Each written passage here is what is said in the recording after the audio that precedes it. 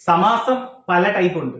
ഞാൻ ഇച്ചിരി എളുപ്പ പണിക്ക് വേണ്ടിയിട്ടാണ്. നമുക്ക് ഈ നിയമങ്ങളൊക്കെ പഠിച്ചുകൊണ്ടിരിക്കാനുള്ള സമയമില്ല. PSCക്ക് പരീക്ഷ അല്ലെ, PSC പരീക്ഷ അല്ലെങ്കിൽ കേറ്ററ്റിന്റെ പരീക്ഷ. അപ്പൊ ഇതിനൊക്കെ പെട്ടെന്ന് അതിന്റെ തിയറിയും പഠിച്ചുകൊണ്ടിരിക്കാനുള്ള സമയം നമ്മുടെ മുമ്പിലില്ല. കാര്യം കണ്ടാൽ പെട്ടെന്ന് കിട്ടണം.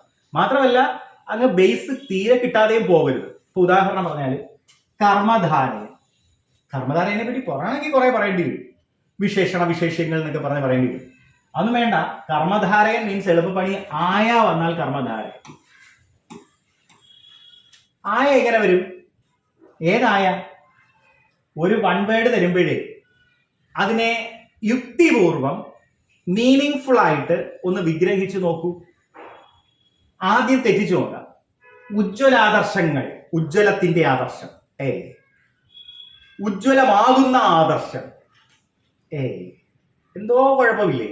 ഉജ്ജ്വലം കൊണ്ടുള്ള ആദർശം, അല്ലല്ല, എന്തൊക്കെയോ എവിടെ ഉണ്ടാവും. അപ്പൊ കറക്റ്റ് ഏതാ? ഉജ്ജ്വലമായ ആദർശം. ആദർശങ്ങൾ എന്നുണ്ടല്ലേ? അപ്പൊ ആദർശങ്ങൾ. അപ്പൊ ഉജ്ജ്വലമായ ആയ മീനിങ് ഫുൾ ആണ് ഇവിടെ ചേരുന്നുണ്ട്. അപ്പൊ അതുകൊണ്ട് ഉജ്ജ്വലമായ ആദർശം. മനോഹരമായ രൂപം ഉണ്ടോ? മനോഹരമായ. അപ്പൊ സാറേ മായല്ലയോ? മായല്ല, മനോഹരം പ്ലസ് ആയ, മനോഹരമായ. ആ ആയയാണ് ഇവിടെ വന്നിരിക്കുന്നത്. അപ്പൊ മനോഹരമായ രൂപം. ഭീമാകാരം, ഭീമമായ കാരം, ഭീമമായ കാരമല്ല, ഭീമമായ ആകാരം. ആകാരം മീൻസ് ആകൃതി. അപ്പൊ ആയ വന്നാൽ കർമ്മധാരയം. നീലസാരി, നീല കൊണ്ടുള്ള സാരി ആണോ? അല്ല, നീലയായ സാരി.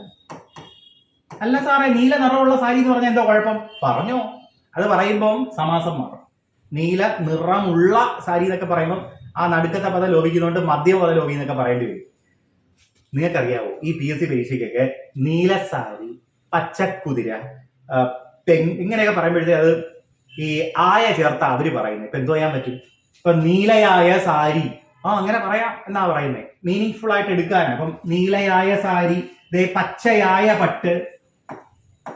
എന്തിനാ വെറുതെ ഇപ്പൊ നീല നിറമുള്ള എന്ന് പറയുമ്പോ അവര് പറയുന്ന ഒരു ന്യായമായിട്ട് എനിക്ക് തോന്നിയിട്ടുള്ളത്, ഇപ്പൊ നീല നിറമുള്ള എന്ന് പറയണ്ടല്ലോ. നീല എന്ന് പറഞ്ഞാൽ നിറമാണെന്ന് നമുക്ക് അറിയാമല്ലോ. അതുകൊണ്ട് നീലയായ എന്ന് പറയണം. അതുകൊണ്ടാണ് പച്ചയായ പട്ട്. കണ്ടോ? മഞ്ഞയായ കിളി. ഇത് വെട്ടിയതല്ല, എന്റെ കയ്യിൽ നിന്ന് തട്ടിയതാ കേട്ടോ. മഞ്ഞയായ കിളി.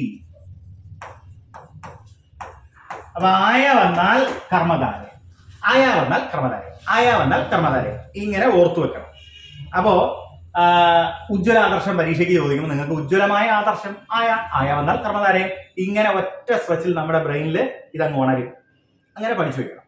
ഇതൊന്ന് പോസ് ചെയ്ത് നിങ്ങൾക്ക് എഴുതിയെടുക്കാവുന്നതാണ്. കർമ്മധാരയം, ആയ വന്നാൽ കർമ്മധാരയം എന്ന് മനസ്സിലാക്കുക. ഓക്കെ.